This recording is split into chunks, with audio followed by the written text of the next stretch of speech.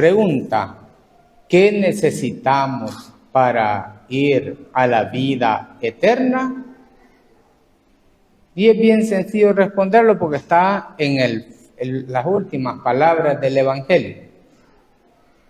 ¿Quiénes son los que van al reino de los cielos? Según el Evangelio de ahora, son los justos. ¿Y qué es ser justo? Pues darle a cada quien lo que se merece. Justo es el santo. Justo es el que no hace daño a su prójimo.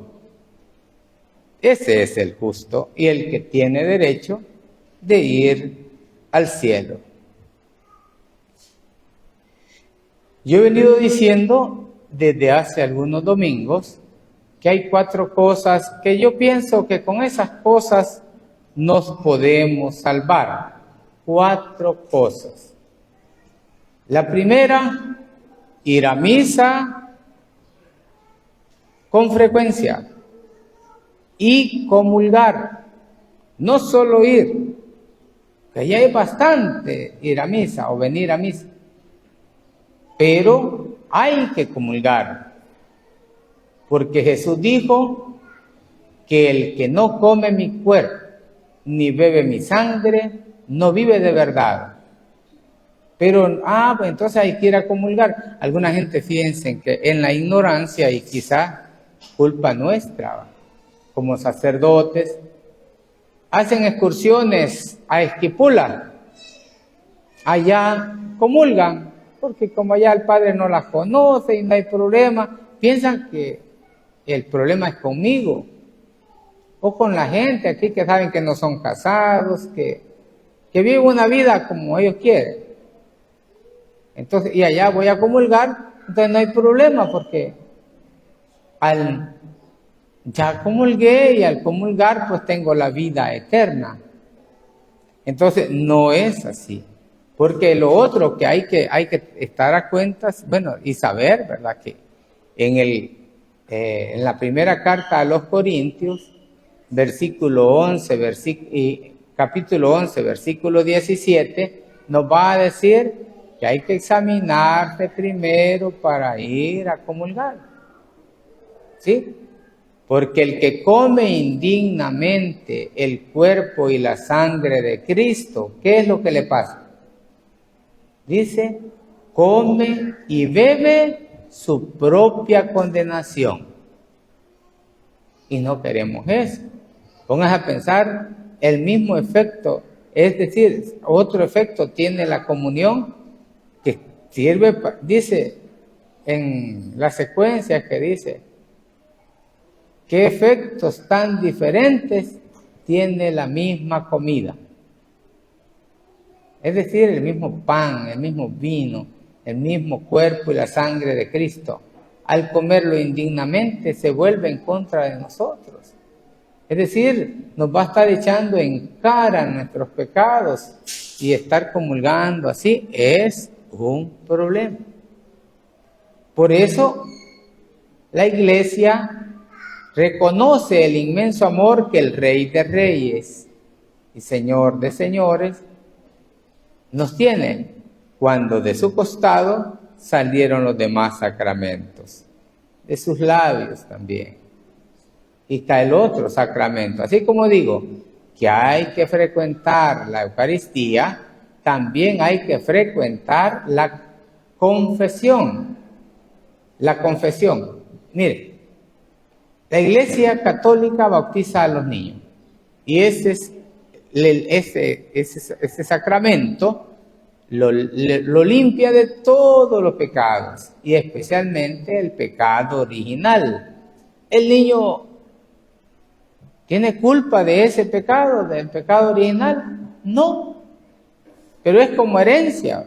El niño quizás sin saber, pero la mamá, el papá se murieron, pero dejaron algo aquí en la tierra. Y legalmente es de ese niño que está ahí, del niño que quedó vivo. Sí, es la herencia. Allá la que nos dejaron Adán y Eva, de ese pecado original, es que nos libra o nos limpia, nos lava el bautismo.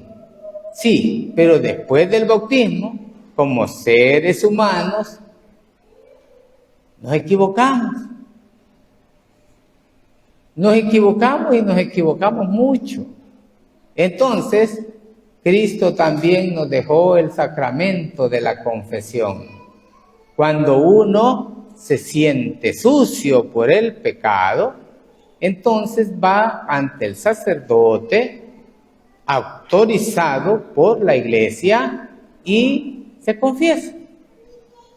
Pero se confiesa sintiendo, a mí me llama la atención muchas veces, en 26 años que casi ya tengo de ser sacerdote, he tenido experiencias bonitas, muy bonitas. Y lo que más uno entiende cuando la persona va arrepentida, cuando hay lágrimas. Las lágrimas en la confesión son las que están lavando nuestro corazón, nuestra alma, todo nuestro ser, para que pueda servir al Señor, para que pueda servir al Señor.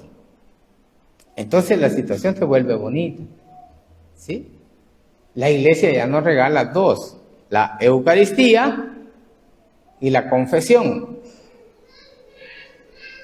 Este 9 que viene de diciembre van a ser las confesiones para los niños de primera comunión y de confirmación. Este 9 que viene. Allí necesariamente tiene que estar los catequistas con sus niños y jóvenes, los papás y los padrinos. Y aquí vamos a estar viendo la responsabilidad de los padrinos. ¿Por qué? Porque después hasta ni se acuerdan de sus ahijados.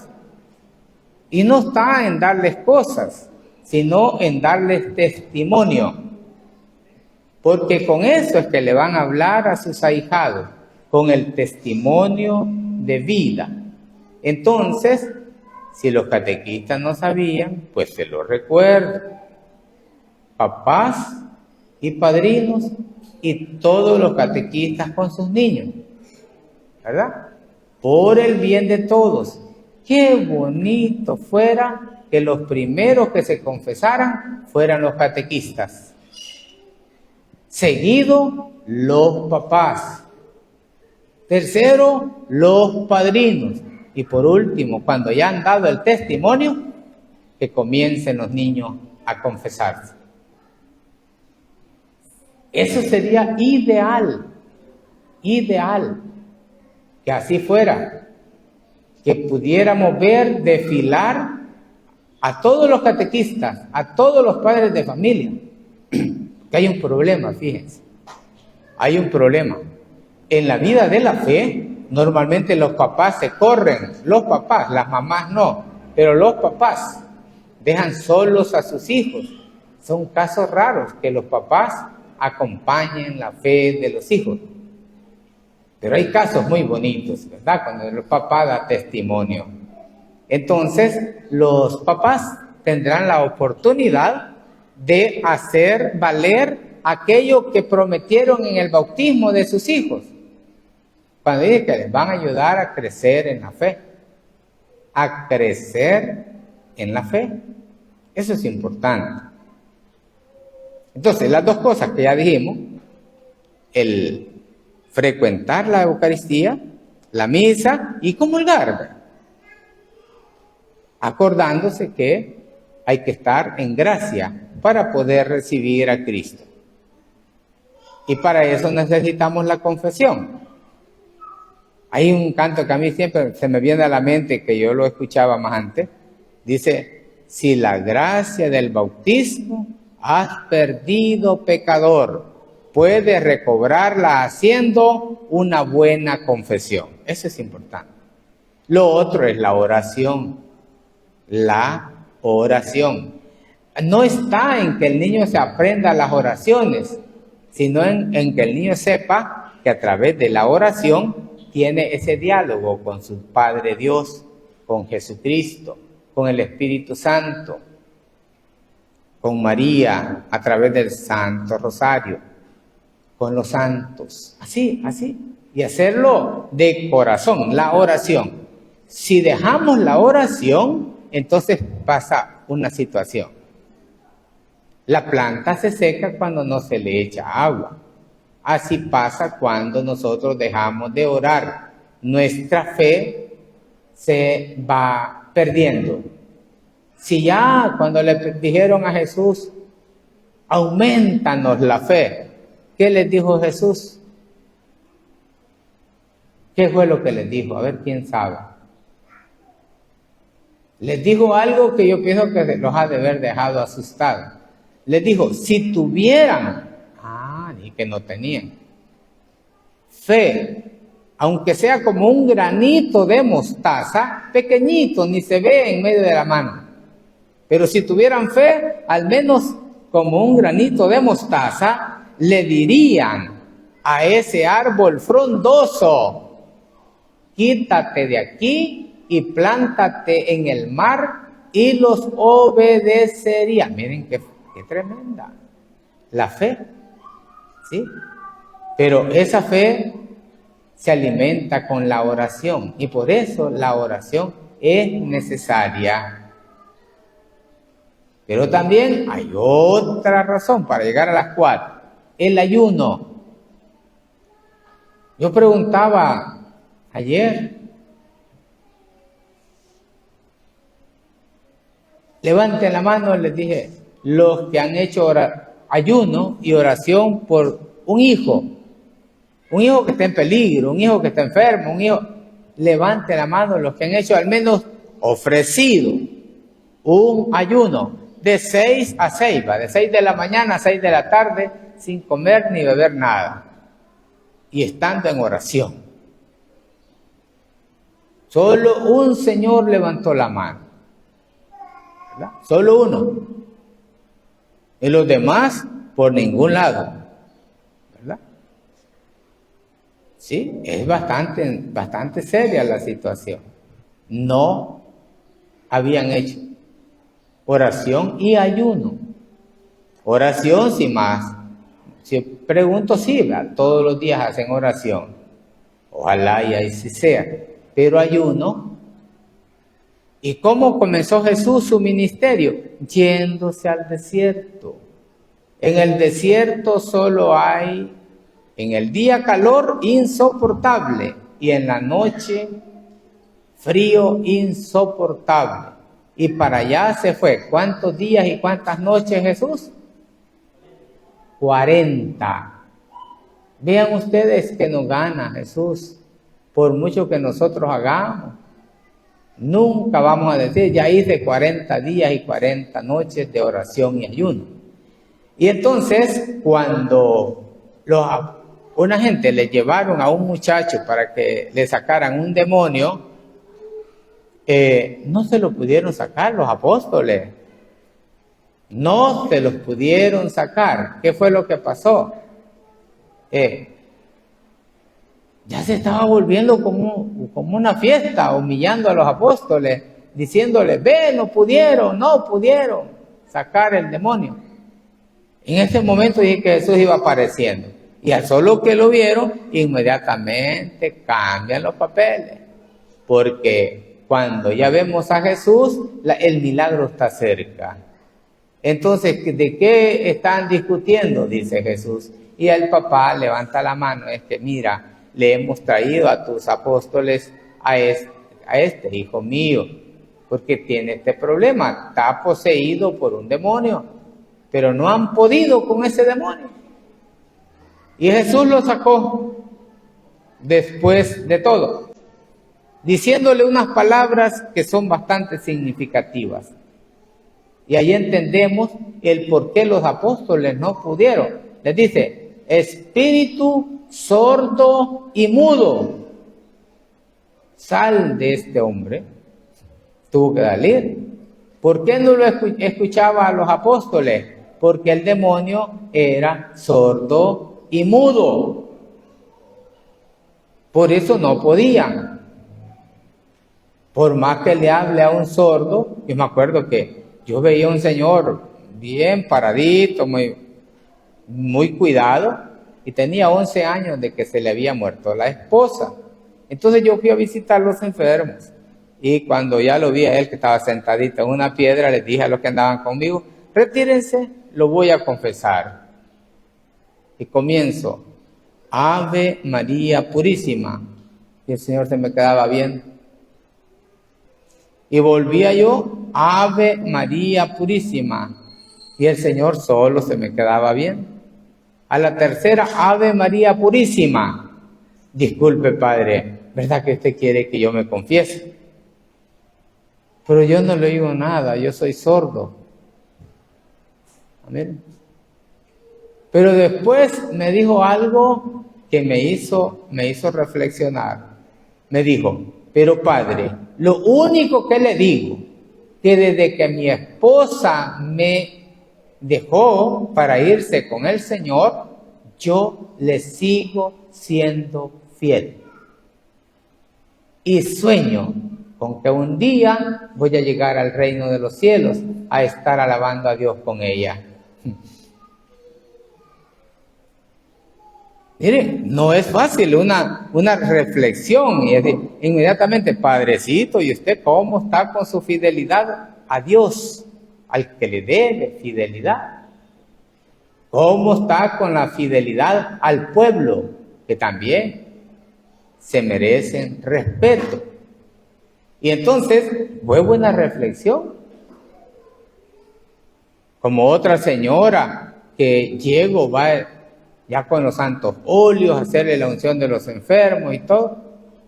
Y cuando acuerdo me dice, bueno, él ya la iba a confesar. Le digo yo, Ave María Purísima. Y ella me contesta clarito así, sin pecado y sin comida. Y decimos, sin pecado concebida, ¿va? Y ella no me estaba mintiendo. Tengo 3 semanas, Padre, que apenas he estado comiendo porque no tengo nada. Y es un anciano. Hoy no he comido porque no tengo nada. Entonces, ¿cuál era la pregunta que como pastor yo tenía que hacerle? ¿Cuáles son sus necesidades? Y no le pregunté eso, le pregunté cuáles son sus pecados. A una señora que estaba consumida ya, ancianita. Entonces, miren, al momento le dije a un delegado, vamos a buscarle víveres para que ella pueda comer, porque era lo que estaba diciendo.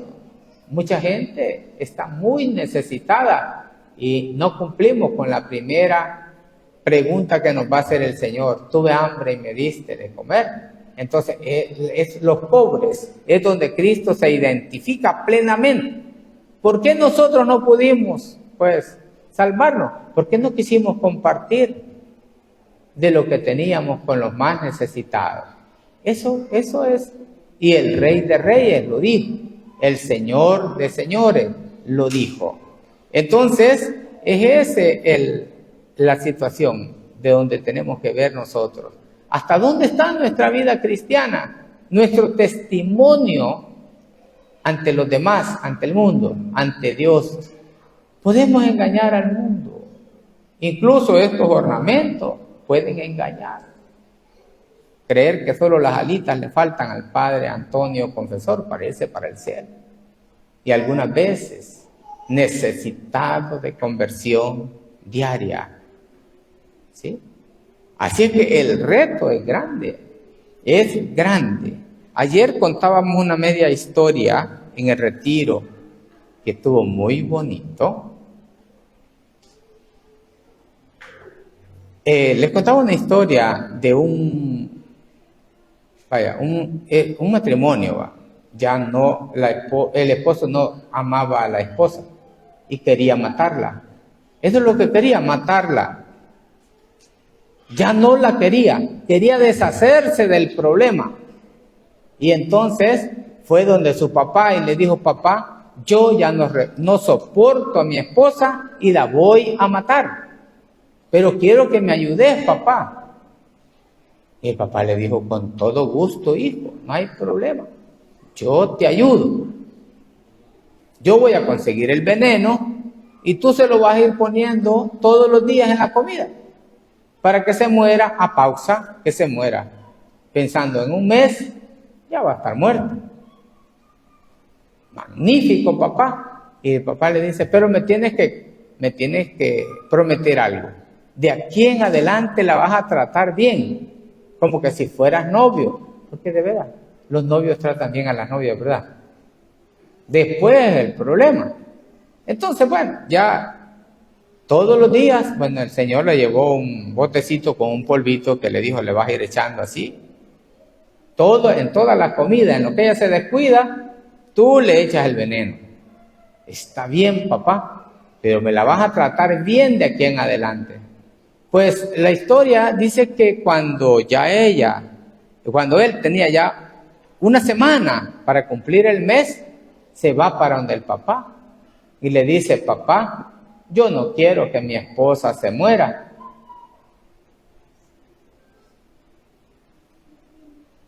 Pero ya el veneno, ya se lo habían echado.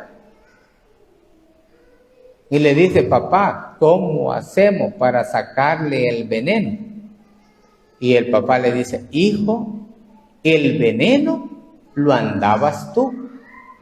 Y por eso era que quería dañarla. Lo que yo te he dado, eso no es veneno. No es veneno. El que tú andabas, ese era el veneno. Y es tremendo. O sea, sin saber, ¿verdad? La pobre mujer no sabía. Pero el hecho de que el papá lo guiara, a que la tratara bien, bastó un mes para que él estuviera enamorado de su esposa. De su esposa. Miren qué bonito. Y pudo cambiar la maldad, el veneno que andaba derramando él. No en el botecito y en la comida de la señora, sino desde su corazón, de su mente. Lo positivo lo veía negativo y todo en la pobre mujer. Y la sentencia de muerte que había decidido era por el veneno que él andaba en su corazón. Pero luego la situación cambia cuando nosotros entendemos que no son los demás los culpables de nuestra frustración en el pecado, sino que somos nosotros mismos. Tenemos que pedirle al Señor que nos ayude, a ustedes y a mí. Algunas veces, como les digo, estamos perdidos, ¿verdad? Queriendo echarle la culpa a medio mundo de lo que está pasando y no somos capaces de dar el paso a la conversión. El paso que nos va a llevar a sentir esa presencia de Dios. Bueno, de las 6 cosas que el Señor nos va a preguntar a ustedes y a mí, hay que estar atentos, ¿verdad? Lo que ha dicho el Evangelio. Tuve hambre, tuve sed, fui forastero, estuve desnudo, estaba enfermo y en la cárcel, y por eso ustedes me atendieron, por eso vengan, benditos de mi Padre. Yo no sé cómo nos va a ir, porque yo siento que hay un gran abuso. Primero, yo sé que el Señor le va a pedir cuenta a todos los que hacen las leyes y que las hacen tan inhumanas, a tal grado que la mamá o el papá no puede ir a ver a su hijo a la cárcel. ¿Cuántas veces hubieran ido a la cárcel los papás si el sistema como perverso que tenemos de justicia lo permitiera? Pero como es perverso, ¿sí?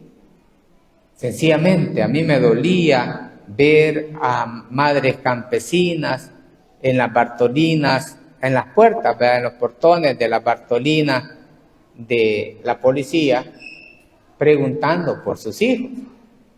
Ahí andan los abogados bien trajeados, bien bonitos, diciéndole, señora, yo le veo el caso de su hijo.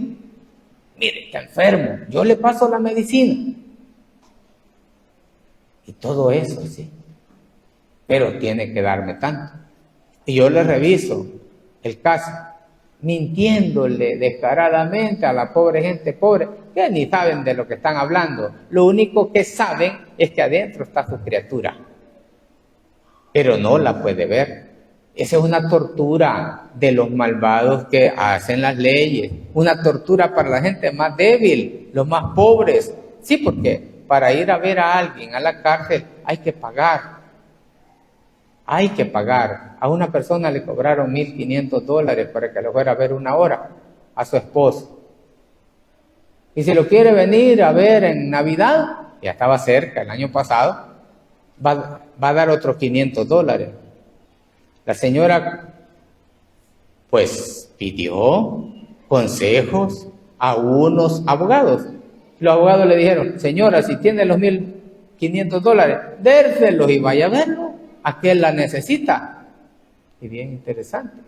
Eso se dio. Y yo ese es uno de los tantos casos que conozco. ¿Sí? Pero eso no se le puede llamar corrupción. ¿Cómo no? Esa es corrupción. Porque los pobres van quedando más pobres. ¿Por qué era que quedaban? ¿Por qué era que extorsionaban? Miren, al paletero, al que hacía, al panadero, a la tortillera, las pandillas. ¿Por qué era que? ¿Sería porque eran tan malos estos hipotes? ¿Sería porque eran malvados y hasta les han llamado terroristas? ¿Pero por qué era que extorsionaban a medio mundo? Porque los abogados les pedían $35,000 por pandillero liberado, fuera o no fuera culpable. $35,000 tenían que reunir por un pandillero. Y así lo hacían. Y así lo hacían. Yo no sé cómo está la situación ahora, pero con esto de la liberación del CROC, a mí me da una espina bien fea, porque si lo tenían preso y aparece en México, algo debe de haber pasado y la explicación tiene que dársele al pueblo para que sepamos cómo es que se sacan a los criminales y se deja a gente inocente y se están muriendo con cartas de libertad ya giradas por un juez. Y centros penales no autorizan, como Osiris Luna, que esas personas se salgan y a los dillitas se mueren. Y con cartas de libertad. No aguantaron más y se murieron. Ese es pecado. No, así no le podemos llamar un delito, y yo no sé cómo en las leyes, pero que es pecado delante de Dios. Humillar así a una persona. Entonces, ahora que está el Rey de Reyes, el Señor de Señores, justo juez, pues le pedimos por todos los que están presos, especialmente los que los han metido, porque si no sos te pareces, eso no se vale. Ese es pecado, como les digo.